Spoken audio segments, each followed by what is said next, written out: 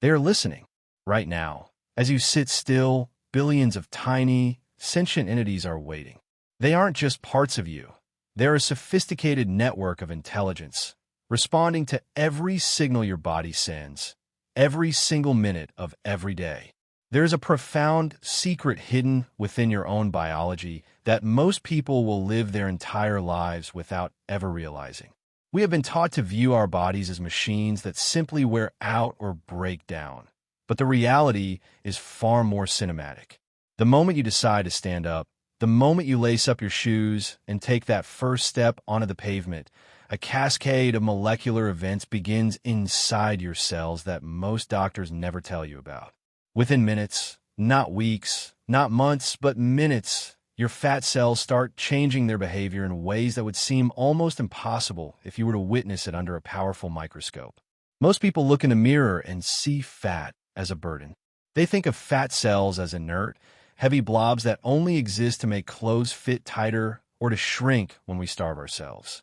But the truth is, they are more like highly intelligent, secured warehouses. They have complex locks, sophisticated delivery systems, and a direct, high-speed hotline to your brain. When you choose to walk for just 30 minutes, you aren't just moving your legs or burning a bit of energy. You're sending a signal, a command, that reaches every single one of those billions of cells. You are initiating a dialogue. To understand why this changes everything, we have to look past the surface. We have to look at what these cells actually are. Your body contains somewhere between 30 to 40 billion fat cells. They aren't dumb storage containers. They are metabolically active endocrine organs. They produce hormones. They talk to your heart, your liver, and your mind. Each cell is a fortress. Inside these cells, energy is stored as triglycerides, triple-bonded molecules of fatty acids. They're locked away for your protection. They cannot just float out on their own. If they did, they would clog your system. To release that energy, your body must break those bonds through a process called lipolysis. This isn't a random occurrence. It requires the perfect internal environment, the right enzymes, and a very specific set of instructions. It is important to realize that your fat cells have never been your enemy. They have been your silent protectors. When you eat more than you need, they expand, pulling excess fats out of your bloodstream to prevent them from damaging your vital organs. They keep you safe, but when they're stretched beyond their capacity, they begin to send out distress signals. These signals take the form of inflammatory molecules, and that is when the trouble begins. That is when metabolic dysfunction creeps in. But imagine the shift that occurs when you walk consistently. You aren't just changing a number on a scale. You are changing the very behavior of those 30 billion protectors. They become more responsive, more efficient, and more willing to let go of what they have been hoarding. They shift from a state of chronic storage to a state of dynamic balance. The science is undeniable. When you start your walk, you enter stage 1, the wake-up call. For the first 5 minutes, your body is cautious. It relies on the sugar readily available in your blood and muscles. But your nervous system is already stirring. Your heart rate climbs, and your body begins producing adrenaline and noradrenaline. These are messengers of good stress. They travel through your veins like keys looking for a lock. When adrenaline binds to the surface of a fat cell, it activates an enzyme called hormone-sensitive lipase, the gatekeeper. This enzyme begins the delicate work of breaking apart those tightly bound triglycerides. By the time you reach the 10-minute mark, you have entered stage 2, the release. The gates are now open. The fat cells have fully activated their machinery. Free fatty acids are slipping through the cell membranes and into the bloodstream. Think of the increased blood flow as a fleet of delivery vehicles arriving at the warehouse doors. The fatty acids need a ride to the muscles that are working, and your blood is that transport system.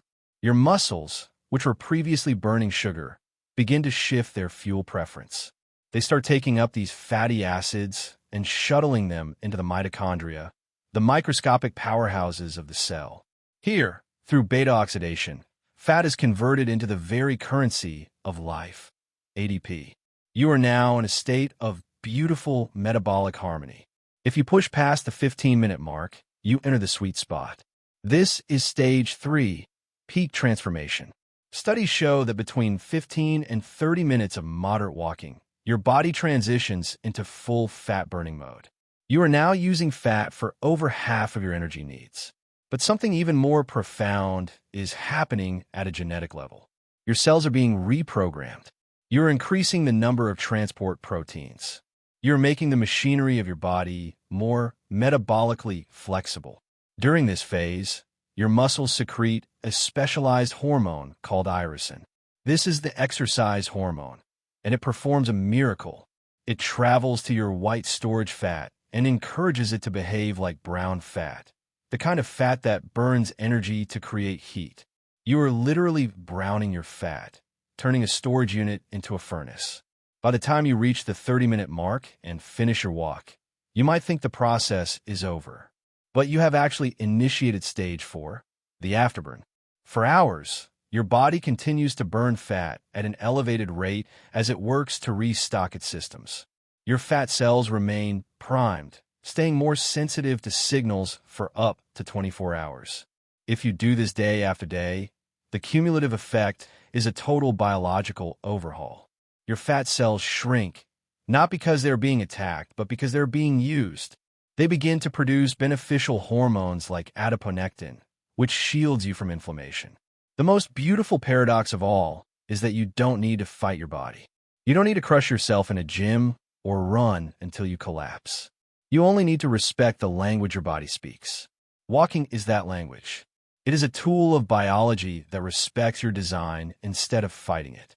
It tells your cells that it is safe to let go, that you are moving, and that the horde is no longer necessary. It is a journey of one foot in front of the other, trusting that the 30 billion intelligent cells within you are listening and ready to respond. They are waiting for you to start. The moment you stop walking and return to the stillness of your home, the narrative does not end. In many ways, the most critical chapter of the biological story is just beginning. This is the stage of the afterburn, a period of metabolic momentum known to science as excess post-exercise oxygen consumption. While your breathing slows and your heart rate returns to its resting rhythm, your fat cells remain in a state of high alert. They have been unlocked, and the enzymatic machinery you activated, the hormone-sensitive lipase, does not simply switch off like a light. It lingers. For hours, your body continues to prioritize the oxidation of fat to help restock the glycogen stores in your muscles that were tapped during the first few minutes of your movement. You are essentially burning fat while you recover, a silent bonus for the work you've already completed. But the transformation reaches even deeper than calorie burning. It reaches the very command center of your biology, your DNA. When you walk consistently, you are engaging in a form of epigenetic editing. You are essentially telling certain genes to turn on and others to go quiet. Within your fat tissue, the genes responsible for inflammation and storage begin to downregulate. Simultaneously, the genes that govern mitochondrial biogenesis, the creation of new cellular power plants, begin to speak up.